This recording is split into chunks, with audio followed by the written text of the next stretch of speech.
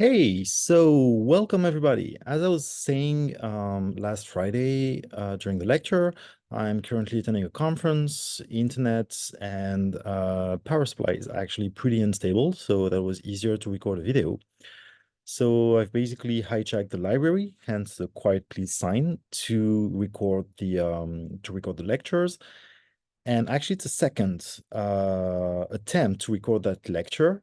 Initially, I've done it like I've recorded the first version the same way than Friday's lecture, being going through the slides and then really short demonstration just to show it to you. But by skimming the meaningful and memorable, I realized that there was kind of like a recurrent demand to uh, take a step back, go a little bit slower, and show things more in the middle. So as we're recorded, so we're not stuck in the 50 minutes, I decided to reshoot the video and to actually redo everything, but in a more a little bit of slide, a little bit of demonstration, a little bit of slide, a little bit of demonstration. So that might be longer than the usual slot, but apparently there was a demand for it. So we'll see how it goes. So that being said, this introduction is to talk today about the tennis counting, which is what we call a coding dojo demo. What's coding dojo in software engineering? It's like a karate or any other martial art dojo. It's really like we're experiencing. That's a place of practice. And in this case, it's more of a kata, which is we're giving a demonstration of best practices. So that's the point. So we're going to go through different things and we're going to like try to follow a thread to go from, oh, we have those vague and imprecise stuff to do, and how can we build a product? On Friday's lecture, we were basically stopping ourselves at the walking skeleton, but that's not enough to go to a minimal and viable product, nor to go to a fully fledged product. So first, we're going to start by understanding the specification. Then we're going to go moving from, oh, now we can move from walking skeleton that we know how to build, thanks to Friday's lecture, into a minimal and viable product. You got the concept of what it is, but let's see how to put this into motion, like create this in practice. And then we move to let's build a product. So first off, let's understand the specification and see that even if it looks super precise, software specification, they're like, until you take the requirements engineering course and you go into very formal description of what's happening, they're always vague, they're always imprecise. We have to deal with it. So how can we deal with it? Let's take this example. I'm not an expert in tennis, but this is more or less how people count points when you're playing a tennis game. It's a very weird way of counting points. It's not like 1, 2, 3, 4, 5. It has this kind of rules. So the kind of scores you can have, it's love, 15, 30, 40. Each time you win a match, you increase. So you start at love and then you go 15, 30, 40. If you have 40 and you win the match, then you win the game. However, because life's not simple, there are special rules. If both players have 40, they're deuce, which means that if they're deuce, the winner of a point is not winning, but got advantage. If you have advantage and you win, then you win the game. But if you don't have advantage and you win, then it goes back to deuce, and it's kind of like rebalancing, and that we need to go to the next one. That's why tennis matches are actually endless, because there's no condition of termination whatsoever. Interestingly, thinking in terms of software engineering here, that looks pretty precise. I mean, that looks way more precise than the kind of specification you usually receive when customers talk to you and say, oh, I need a website for my shop, or I need a mobile app for that game, or those kind of things. Like, we have something which is a set of rules. So what's the point? What would be the problem? Well, our job as software engineer is to really catch imprecision, vagueness, detect weirdness, detect stuff that's like, okay, we can't go further if we don't clarify this. So if we go back to this, what are the problem?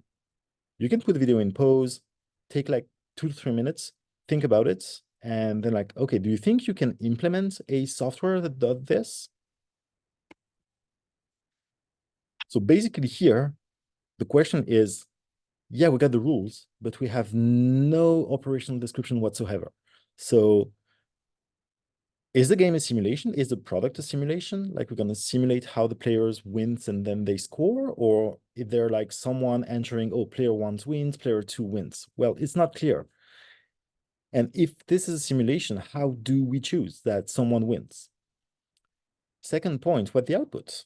Do I need to store them in the file? Am I sending it to a third-party system? Like if we're playing the Rogers Cup, there are some official systems that displays the score to the audience on the TV and stuff like that. Are we printing just an STD out because that's prototype? Well, we don't know. This is not specified.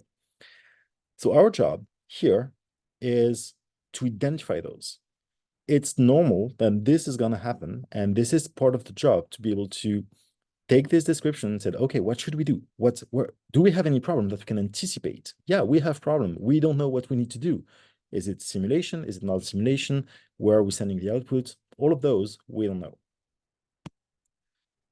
So when we're facing those kind of situation, our job as software engineer is to make assumption. So we need to identify the blocking point. What is blocking us? In that case, the main blocking point is, are we creating a simulation? Are we creating a GUI, a graphical user interface, where someone is entering data and getting the score? When we have this, we need two things. We need first to identify assumption that we can use to operate. Let's say that, okay, it's easier for me to not develop graphical user interface. So far, I'm going to assume that I'm developing a simulation. Main issue here, I might be terribly wrong. Remember, fail early, embrace failure. That will be way easy if I'm taking that specification, identifying imprecision, being like, oh, I don't know if it's a simulation or not. I'm going to assume it's a simulation, but I'm going to run this with stakeholders so that they can validate my assumption. Because validating or invalidating an assumption, that will take way less time than developing the whole product, delivering it in 2 months, and being like, oh my gosh, that's absolutely not what we were looking for. Remember my example from the iterative and incremental. We need to build the right thing. I wanted washing machine. You've delivered a super duper race car. That's amazing, but that's not what I wanted because I still want to wash my clothes. So in that case, for the tennis counting, well, we'll assume we run a simulation because that's way easier for the demonstration. And we'll assume that to decide who's winning, well, we take, like in tennis, they have the ATP scoring, ATP ranking, which is more or less the strength of a player. So we're going to take a number as input that's going to be the strength of the player. And we're going to like randomly decide with trying to get advantage to the player who is with the most strength. Where we're going to print STD out, keep it simple. There's nothing. And how can we check this in real assignments?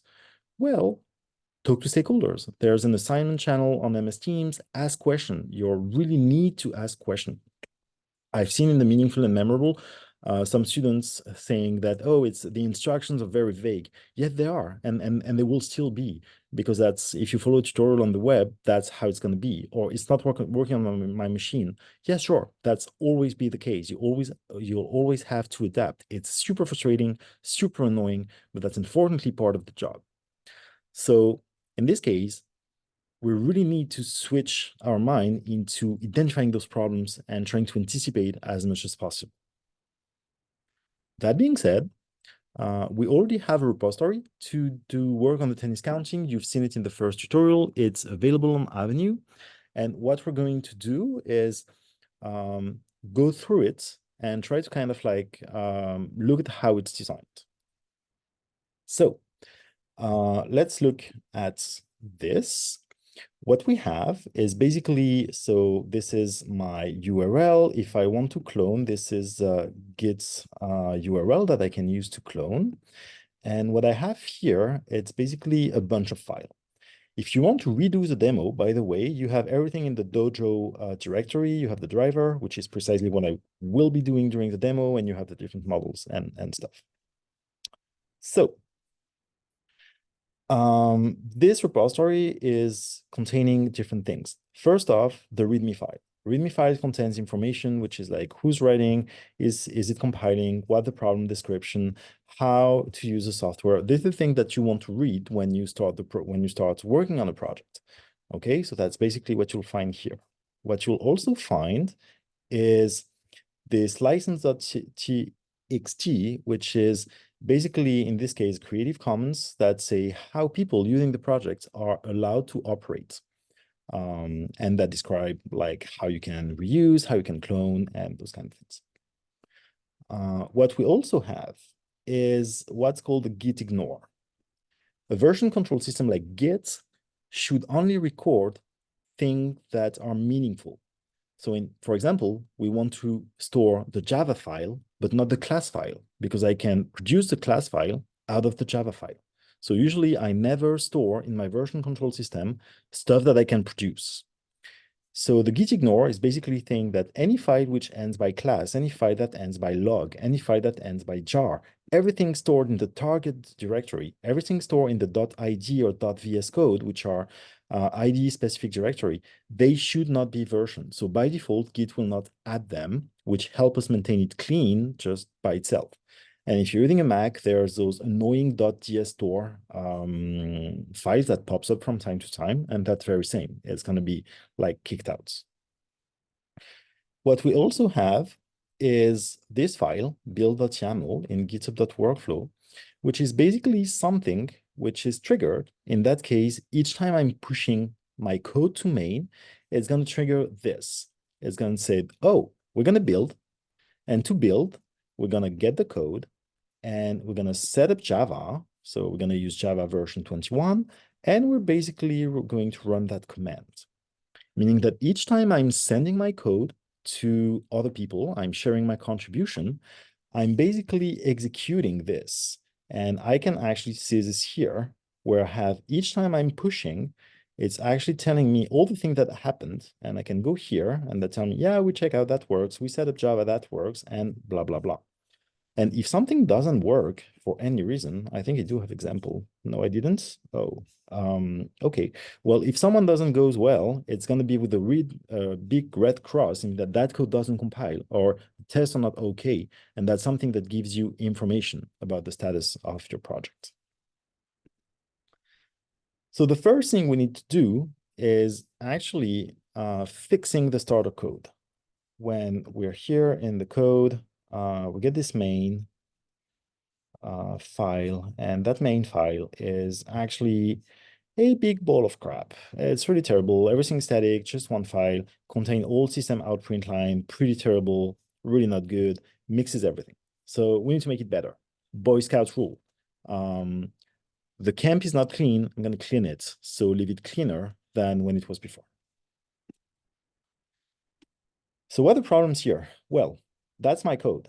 So that's what I have.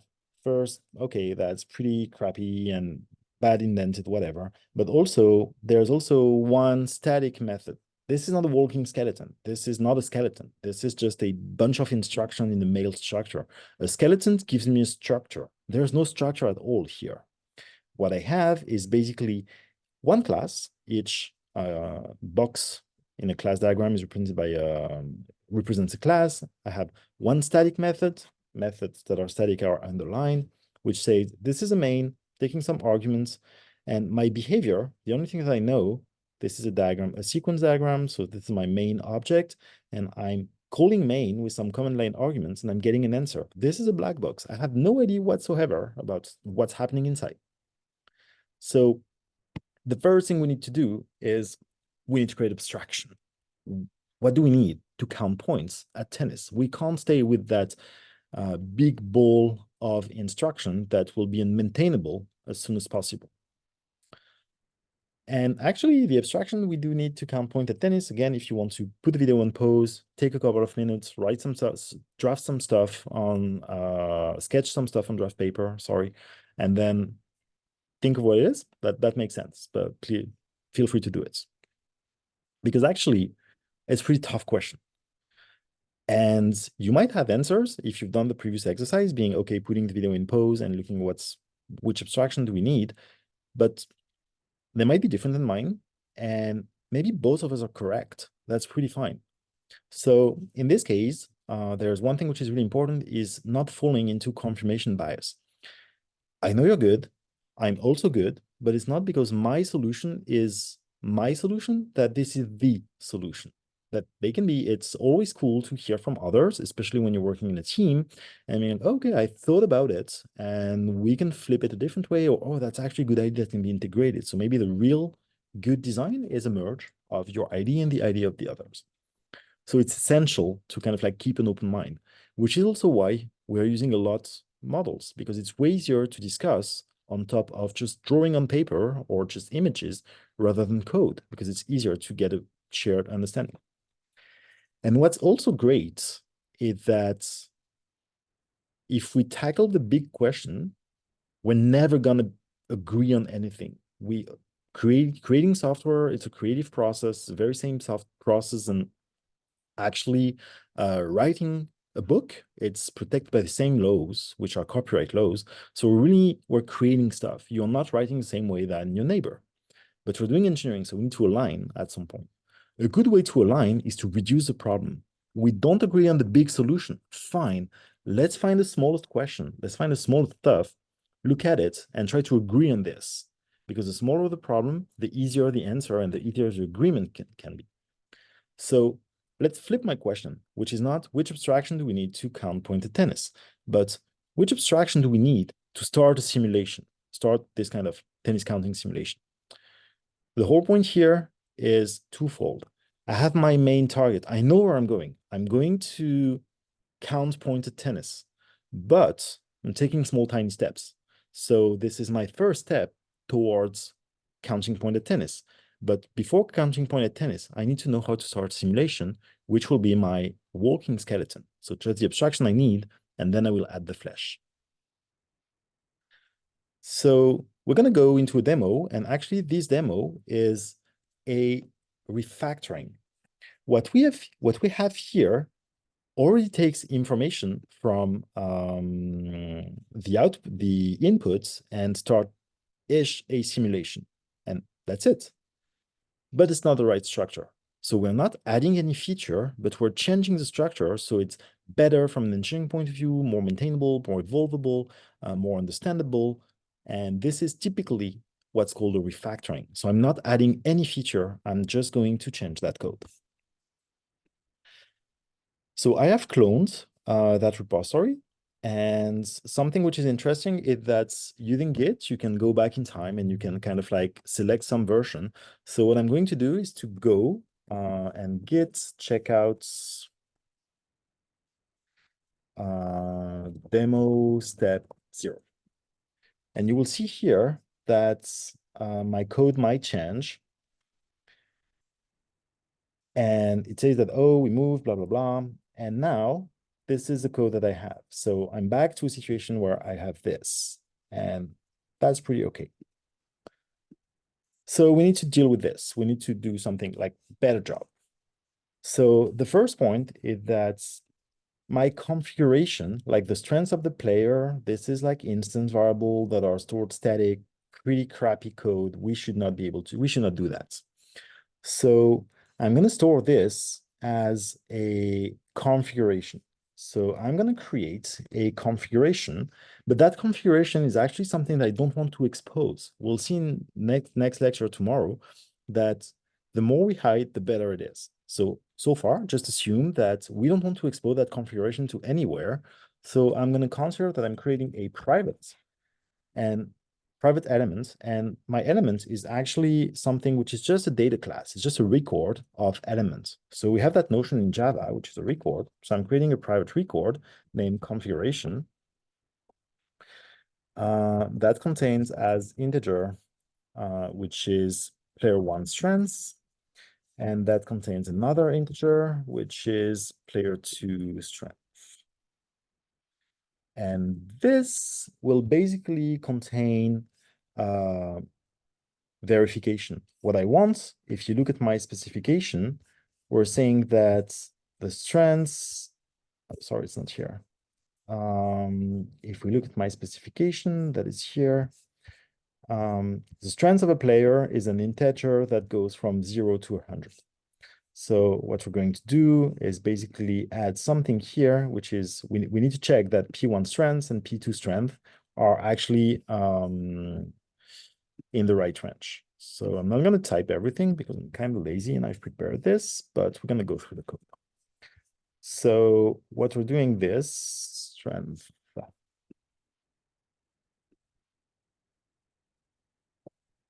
Here we go. So we're creating this configuration and we're thinking, oh, configuration when we're instantiating.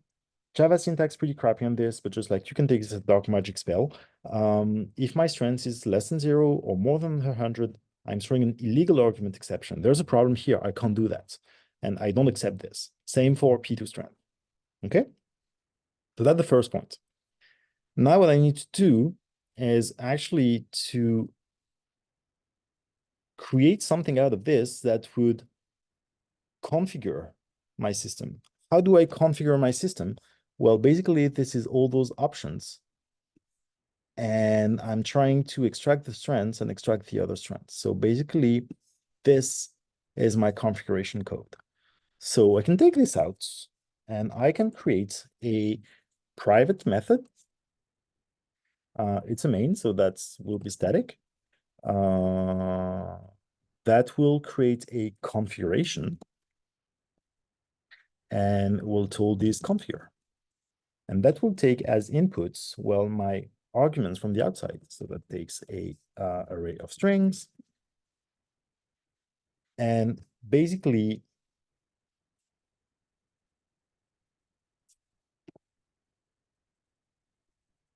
yep.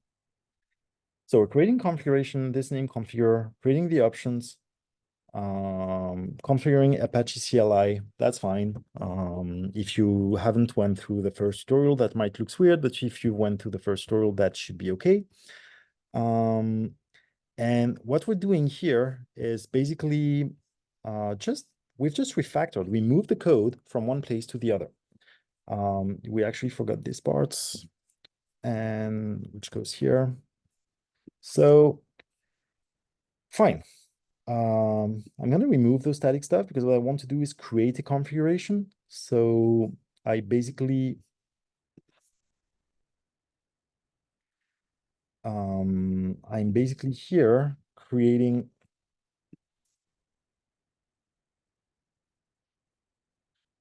a configuration.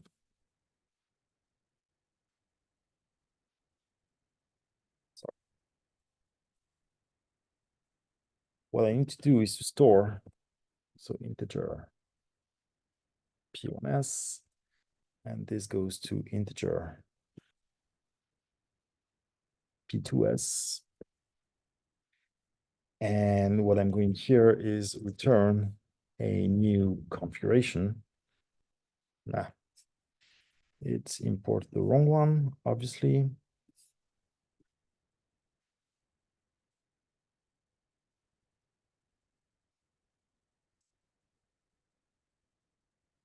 So we are returning a new configuration with P1s and P2s. That's what we're doing. And why this does not happy, add return statements. Yeah. One of the problem I have here is my configuration method is actually doing a lot of things. And especially parsing exception and stuff like that. That's pretty weird. That should not be my responsibility. I should assume, and you'll see in tomorrow's lecture what assumption, precondition, postcondition are, but you already know the term. So I should not try catch my stuff here. That's the responsibility of the entry points. So what we're going to do is to remove this try catch and assume in this method that everything goes fine.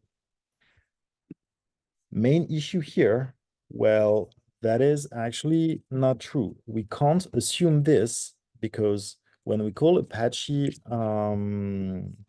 parse, it might goes wrong. So the contract with this is that that can throw a parse exception.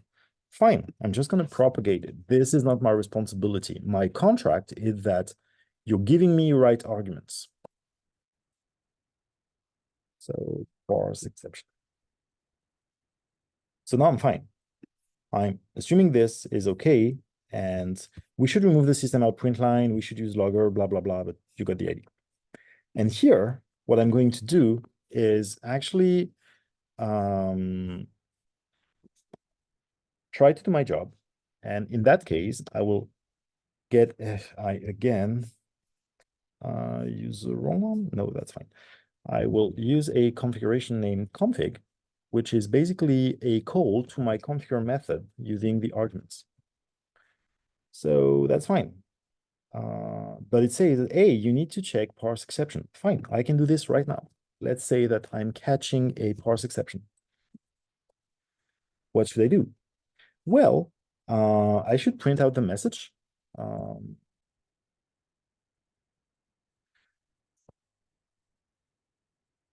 What's happened, and I should actually stop my program.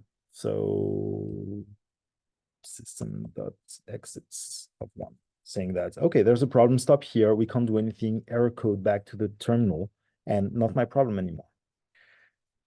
What we've done here is separation of preoccupations, separation of concerns.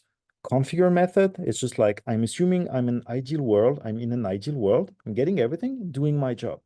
Then handling errors, that's the role of main, which is trying to do something. If it doesn't work, then we're catching the stuff. Then what do we need here? First, we need to demonstrate that we can configure. That's a way to be sure that we're doing things the right way. So I can like print my configuration just to be sure that I'm getting the right elements. We're going to remove this, and actually what we should do would be to use a logger. So I can keep this as a log, as a trace, and then I deactivate the trace and everything's fine. I don't have to change my code anymore. Then what we're going to do here is think in terms of algorithm. What am I doing? Well, what I should do is create a match, run the simulation, and print the winner. That's what I need.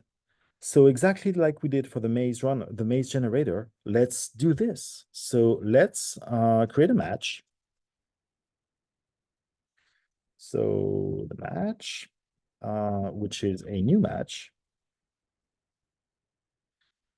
of config.p1 strands and config.p2 strand. And that match, I basically need to get the winner. So let's say that I'm going to take the winner. It's a string so far. I don't know what player is. I actually don't care. Maybe a string is sufficient, maybe not. Who knows? I don't know. So I'm taking an assumption. The winner is a string and the player is a string. And to get the winner, I'm going to play the match. And then I'm going to print out this.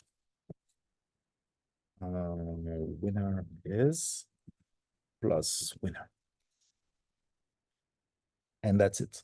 This is legit. It's just like, I don't have a match. I don't know what a play is, but that's pretty fine. And that should be okay. And actually that instruction is the only system out print line that makes sense in that program. All the others should be log statements, okay?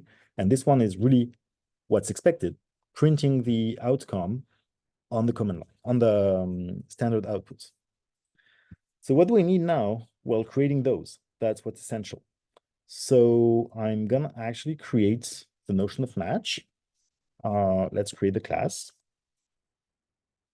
So I'm getting that class, and it automatically detected that I need a constructor that takes an integer and another integer. So it's an integer, it's p1 strands, and that's another integer, which is p2 strands. And you'll see that the IDE is kind of like trying to guess the name that it can propose to create it the right way.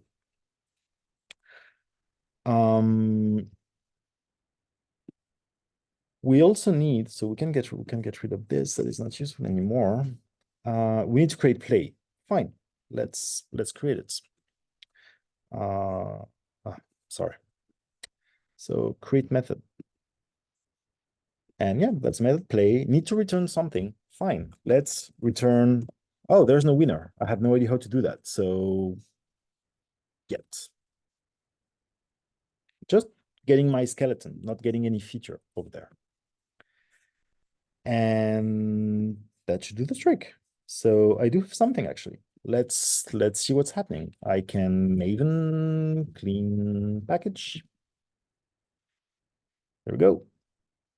That worked. And I can Java. When you use Maven-Q, it's for quiet. So it removes all the printing that you can see on the screen. Target slash tennis.jar. And how do I need to call it? Well, I need to call P1 and P2. So P1 is 80 and P2 is 20.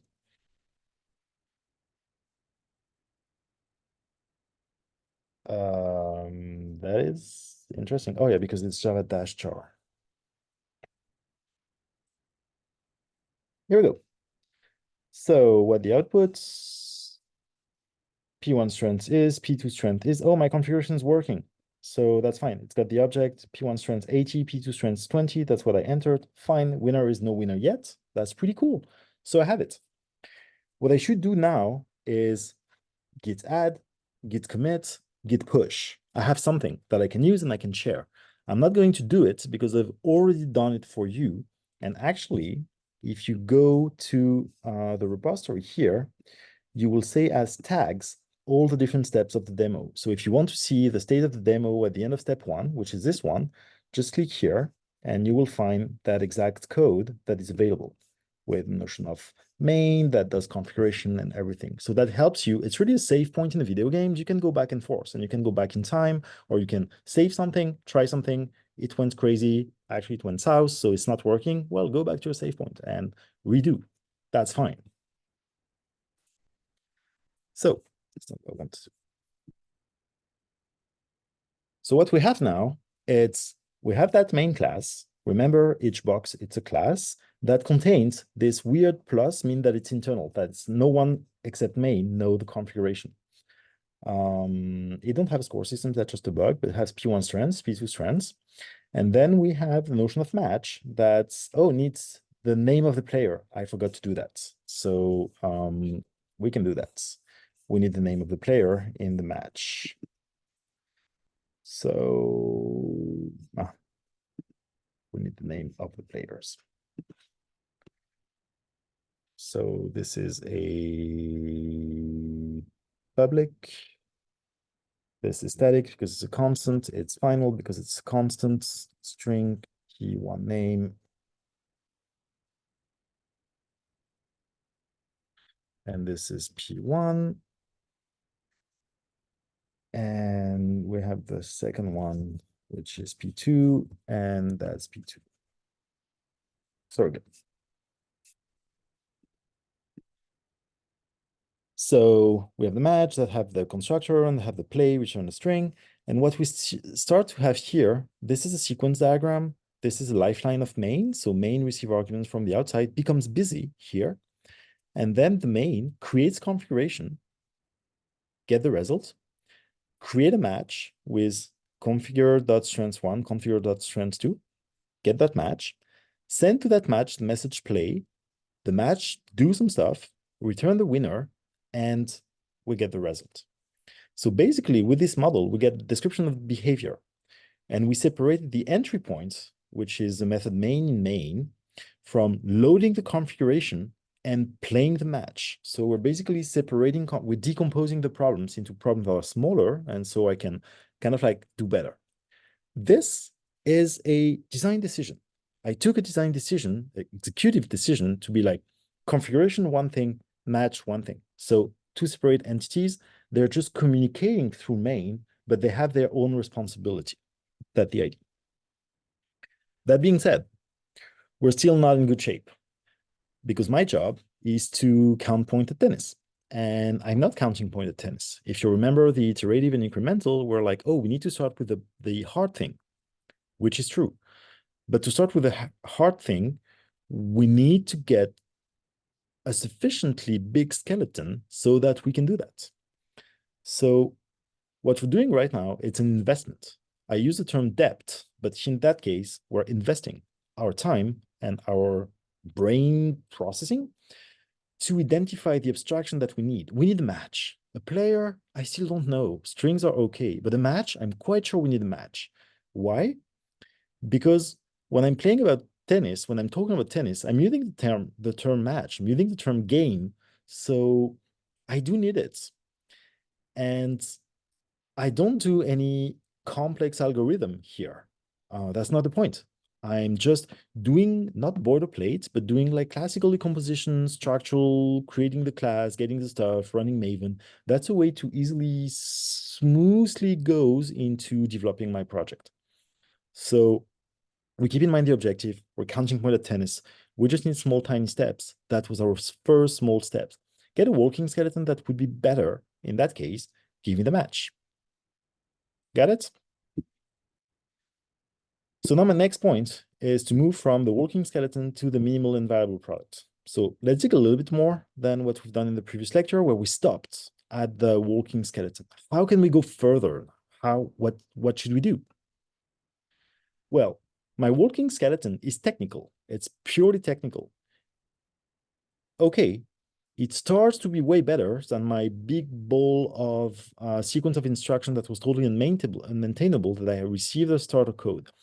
So I have some design abstraction. I took some executive design decision in this, but still, there is no business value. We're still not counting points. So that was a make it work situation. I had nothing. I need to make it work. And then the code I had, the starter code, was not good. So I refactored the code. So now it's a walking skeleton. I have something which is cool. Question here is now, what do I need? So I'm kind of like minimal, but I'm not viable because I'm not doing anything. So which feature do I need to make it viable? Again, if you want to play the game, pause the video for a minute, think about it, and then press start again. Well, as usual, software engineering, it's a lot of common sense 101. So I basically asked my niece, who's 3 years old, like, what should we do? And she's like, duh, counting points, that the whole stuff. So that's fine. Makes a lot of sense. She's a genius because she's my niece. But also, do we really need to count all the points? That would not be minimal. And do we need to count the corner case? Like this weird do situation when you're 40, then you got advantage, and you're back to 40. I mean, that looks super complicated. So that would be the final product. So my engineering question here is, what would be minimal when counting points, but still viable? And to identify this, well, basically, we need to find a way to handle complexity and complication. In that case, we're just talking about complicated problem. Counting point, it's complicated, but it's not that complex. Complex problems will come later in the course. Don't worry, after the midterm, we'll have tons of complex problems. But so far, we're just focusing on complicated ones. So now we need to identify two things. First thing is, what do I need to do? That's what makes the product viable. Okay, I need to count point, fine. But then I'm lazy, I'm software engineer. So I still have no idea how to count points. So how can I deliver something which would minimally count points? How can I simplify my problem? Not lie, not fake, just take the smallest chunk that I can do that is still okay, but is not the final product. Incremental and iterative. That's my notion of increment. I don't want to go through the big specification of counting each and every corner case. I want to be just part of the code, to write part of the code that is just specific to the minimal stuff I can do in this. But then you would be like, that's fishy. Why is that fishy? Because if I deliver something which is not right, I will have to redo it. It's not a final version, so I'm losing my time. I will have to change that code, so I'm losing my time. That's actually a problem. But in the end, remember, we're investing. So, okay, we're going to write code that is not the final one. That's fine, because I'm trading. Software engineering is a science of trade-offs. So I'm trading writing code for peace of mind. Sure, we'll have to rewrite that code. It happens all the time. That's part of our debt. It's okay to be in debt at the beginning. You just have to kind of like reimburse at some point, but that's fine. But we got peace of mind out of it. The product is running. This is working. I have something which is not final, but I have it. It's incomplete, but running. I can show it. I can deploy it. It exists. If I'm translated into an assignment, sure, there's not an A+, but that's clearly not an F because it's not a failure. It's here. It's just like not complete yet. Fine, I still have 2 weeks to develop it. So understandable. So back to my problem of scoring. What's inside my MVP? I don't know. So what I usually do when I don't know something, I create an abstraction to protect myself from this, like we did for the match. I don't know how to play a match. Fine. I don't know how to score. Fine. I'm just going to delegate it to someone. Like we delegated to the match how to play the stuff. Well, in that case, we're delegating to the score system features, responsibilities. So how does the score systems work? Well, it basically supports scoring a point for a given player. It's player one who won this one or player two. It knows if the game has ended or not. And if the game has ended, it knows who's the winner. Those are the responsibility of the score system. In that case, they're behavioral abstraction, translating to code their method names. And what can I simplify here? Because I don't want to implement the whole specification. So again, take a minute, pause the video and say like, what would be the minimal way of implementing that score system? Well, that would not be the complete games, but what about sudden death? Like the first player who score points win. This is not the final product. This is actually slightly wrong. It would be like interrupting a game, but that can be my first step. So we can go for this. We can say that the winning condition is to assume that tennis is a sudden death game. So if you win a point, you win the game. Not final, but still existing. And interestingly, what we're going to do here is to take some design decision, but before going to the code, we want to check what's happening. And to do this, we're going to do it at the model level. So this is my new model. The model I had before was pretty simple: configuration, main, and match.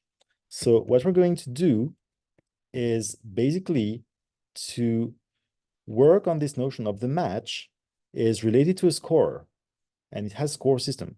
This ours here means it contains. So the match contains an instance of the score system named scorer. And main knows match, main knows configuration. Interestingly, score system is internal.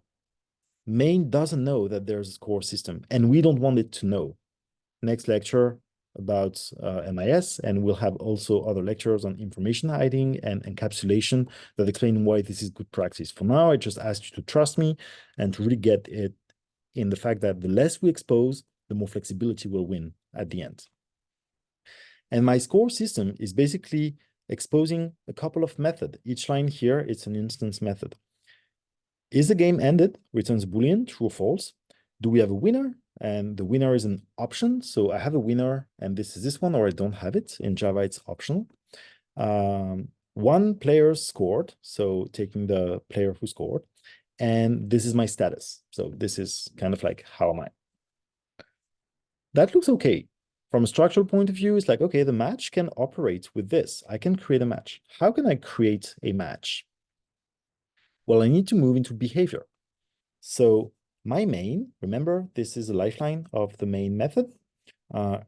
I removed the create configuration because you know how it works now, but it's basically creating a match, and the match will create a score system. But this is hidden in a way. Main doesn't know that, but match creates it. And that, sorry about that. Then when I'm playing, I'm going to enter in a loop where match will tell the score system who won. So match will call score method on the score system, saying that, oh, it's P1 or P2. And we'll check, and we'll end this when the game ends, and we'll get the winner. Give me the winner. This is my winner, and I'm returning the winner. Okay? So my design decisions are main has the responsibility of configuring and playing. That's it. That's all. Doesn't have any idea of what's happening except I'm configuring the match and I'm asking the match to play. The match is a black box, does its magic. I don't want to know because I don't care. I'm just the main. Match can actually do whatever it wants. It will not impact main because of that encapsulation property. And my simulation protocol is really like, if the game ended, yes, give me the winner. No, continue playing.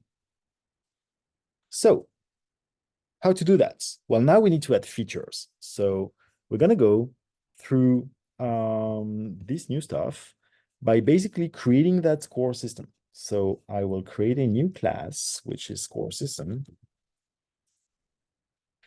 And that class needs to expose my method. So I'm going to copy paste because it's going to be easier. And I need to import this.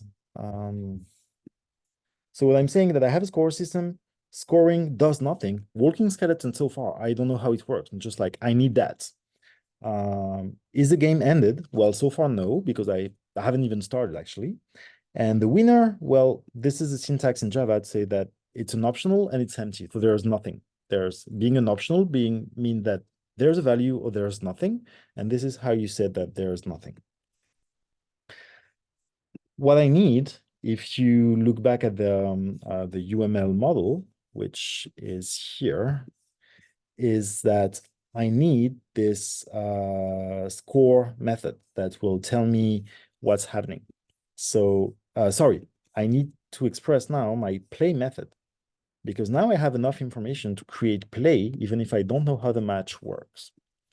What I can do here is create a score system. Choose the scorer. And this is a new score system. Fine. And then I will say like while this is not finished. Okay. Who is, I need to decide if it's player 1 or player 2 who won that game. So fine, let's create a method for this, decide game winner. I don't know how I'm going to doing it, but let's see later. And then I say that, oh, that player that I've decided is basically scoring. So score.score. And at the end of the day, so the game will be ended like pretty fine. Let's just return the score dot winner. This doesn't work because I'm returning a string and I'm expecting an optional. So, okay, fine. This is actually an optional. And this is how the syntax in Java for creating an optional. I need to import this, import it. Now we have two problems. First, decide game winner. We need to create it. Let's create that method. And let's be absolutely stupid here. The first players always win. Actually, we have a P1 name here. So yeah, that's bad. Well, I can do something with strengths or whatever, but so far I don't care. I'm just like, this is not what's important right now. What's important is for me to get all the pieces of the puzzle together. And the second point here, this is actually okay, that would compile, but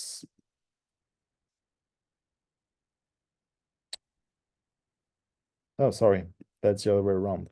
The winner returns an optional, and I need to transform that optional into a string. So this will be a get. What's happening here, you see it's yellow because that's calling that get without checking if there's a result. I know there's a result because the game ended, but Java can't know that. So there's a way to prevent this, which is give me the winner or else throw an exception. And that exception is we're calling the winner in an illegal state. Illegal states. This is Java dark magic. No need to panic if you don't understand those lines. Just be like, okay, we're returning the winner and that's it. And if you want to have fun with Java type system, you can like dig deeper, but this is totally optional and just like for general culture. So I have my decide game winner, which is pretty fine. And I need to make this visible to get that this is a feature. So let's remember, it's still print line, but that should be log. These players win the game. This player wins the game. Plus P1 name. And returns P1. And now my match is correct. The only thing I need to change later on will be to change, deciding and using some random probability to decide if it's P1 or P2. But that being said, this is done once and for all because I have my abstraction of what a score system is.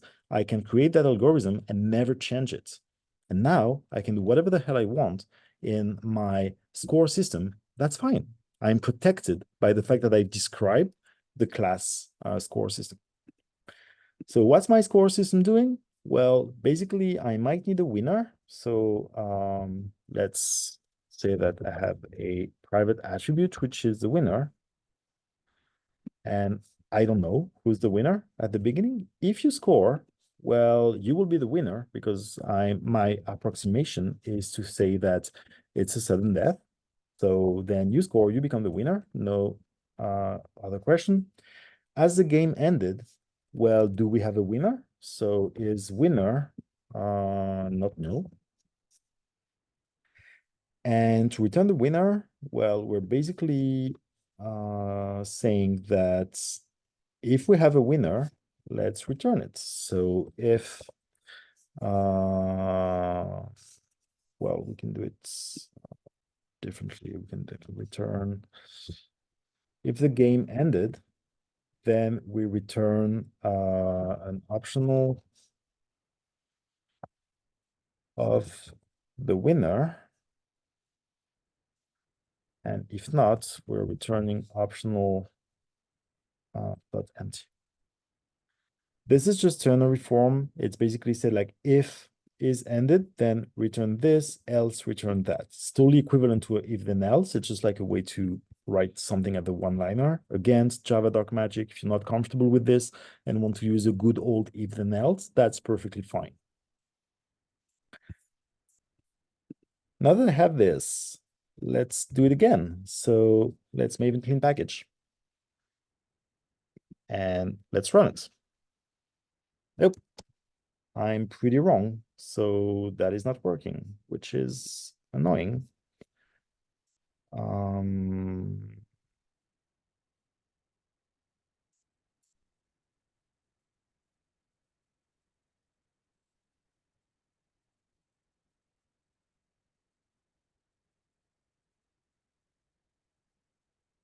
That is extremely wrong. So let's just pause this while I debug.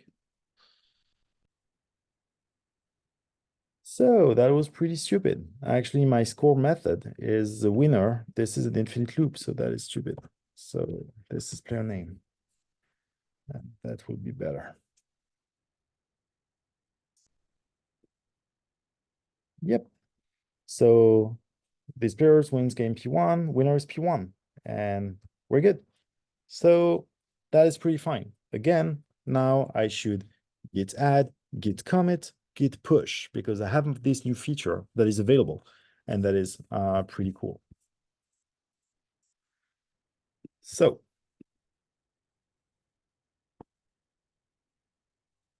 now that we have this, let's build a product. Let's try to do something which is a little bit better than this really, really minimal product. Okay, it's counting point, not according the whole config, the whole specification. So what can we do?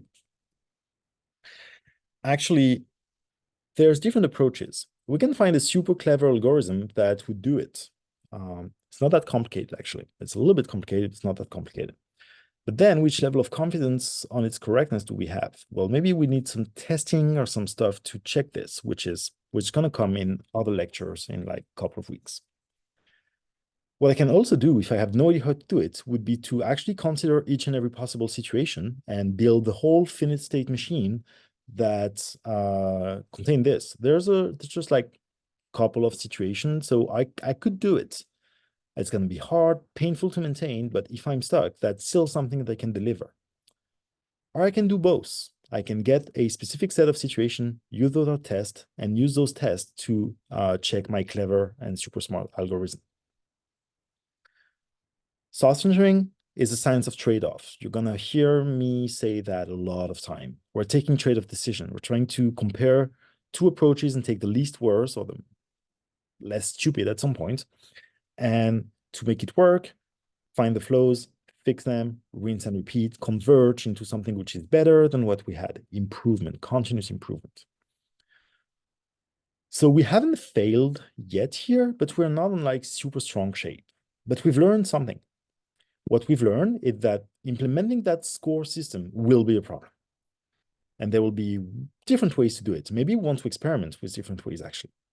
So I still want to be lazy. I don't want to change all my code to just do an experiment. That would be loss of time. So how can I minimize this? Well, I will minimize this by hiding things. Again, lectures on information hiding and encapsulation are coming, but get the gist here. I want to hide as much as possible things so that I don't have to change anything. So by doing this, it's called an extension point. I know that I have one thing that might be done in various way. And in Java, to do this, we're using interfaces.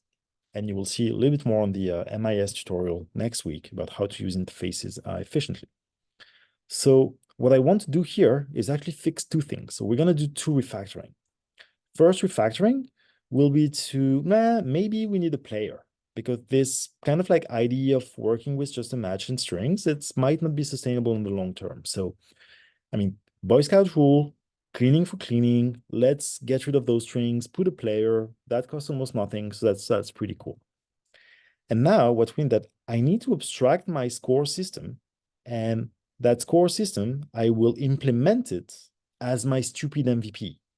And then I will be able to add other stuff. So that's actually a dual refactoring. Why am I doing this? Remember, small, tiny steps on the final journey. My final journey is actually this. My final journey is say that this notion of score system is actually my abstraction shield that protects me from all those different variations. Those are classes that implements the score system interface. So I can implement the score system, sudden death, stupid MVP. I can do it exhaustively, or I can do it with my clever counting algorithm. But from the point of view of the match, any of those classes are a score system. So I don't care which concrete class I'm instantiating. As long as they're implementing this, I know how to use them because, well, I have implemented my work as part of the abstraction that I have. My work is basically score. When the game is ended, give me the winner. And the main difference here is that I'm going to create a score system that might be the stupid one, that might be the clever one, that might be the exhaustive one. I don't know. I don't care. The only thing that I care is that I need to be able to call the score method. I need to be able to call the isEnded method. I need to be able to call the winner method. And that's it. And based on this design kind of like protect me from any other variation that is coming. So demo time, how to do it. Well, have two things to do, notion of player and changing the score system. Notion of players looks a little bit invasive because there are players everyone. So let's start with this. So let's go from the entry point because we want to be exhaustive, and let's try to fix it from the entry point. So my problem here is that my winner is a string. No, I don't want that. My winner is a player. Okay, I need that abstraction. Fine. Well, that doesn't work anymore because I don't know what a player is. So let's create a player. And what's a player? Well, I can basically copy paste here because it starts to be a pretty long demo. I'm creating a name that will never ever change. So that's why it's final. It's really important to stay this, that help the compiler. I'm creating this constructor that take the name, and I'm returning a string, and that's it. That still does not compile because now the match.play does not return the right thing. So what does the match.play returns? Return the string. Not good. Needs to return a player. So and now I have a problem because my scorer, the winner, it's a player. So let's go into the score system. Let's continue. Oh, that should be a player. Okay. And then that doesn't work. So that should also be a player. Okay, fine. I'm returning the winner. That's fine. And I'm returning a player here. And now I'm good. Still something wrong here because now I'm calling with who's not a player. So fine, let's return a player here. But now this one is not wrong, is not right. Yes, because I need to return a player. How can I return a player? Well, let's basically create a player here. That was pretty invasive, but that's basically reimbursing my debt. If I was staying with those strings, it would have been a problem in the long run because I need that notion of player. I need to know who is winning if you're thinking of the real competition, for example. And by reimbursing my debt early, you see, it was kind of like going through different classes, but I was able to work with strings until I decided to clean my camp, Boy Scout rule, and be able to do it like in a better way. So now it's done. I have my player. It's pretty fine. And now it should compile so we can see what's happening. This was a refactoring. We haven't added any feature. What we know is that we've made an isofunctional modification. The structure of the code is different, but the features are the same. And that works, that's fine. As usual, git add, git commit, git push. I've made something, I've contributed. Now it's better than when I was before. Now what I need is basically in that score system, I need to create an interface. I need to abstract this. So pretty fine. And actually, my IDE can help me. So I will go to the refactor menu, which is here. And what I want to do is to extract an interface. It's offering two options, extract an interface or rename the original class and use the interface. That's what we're going to do. So this implementation will be the stupid MVP. And what I want to abstract are those three methods. Okay. And I'm going to click on refactor, and magically, I now have score system, which is an interface. So score system is about scoring for a player. Is the game ended? Give me the winner. And my stupid MVP is the implementation of that score system, saying that I score player, that's blah, blah, blah, is ended, winner. So we've built that abstraction shield. And the important point here is that refactoring, it's always, you can automate it when you're renaming, all those kind of things, the IDE can help you to do that. So that can be like pretty efficient. You see, doing this refactoring was way easier than introducing the player stuff. And I'm good. I haven't broken anything so far, and this is still working. Git add, git commit, git push. I'm done with this. That works pretty well. And what's important here to realize is that if you look at the match class, look at that line. What's happening here is that, maybe I've zoomed a little bit too much.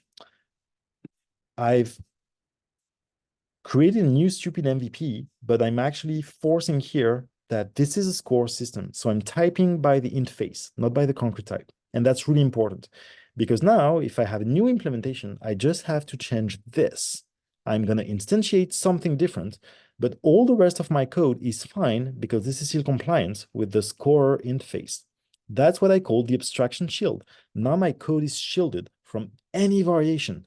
As long as it's a score system, all the rest of my project is okay. And that's basically a good design decision.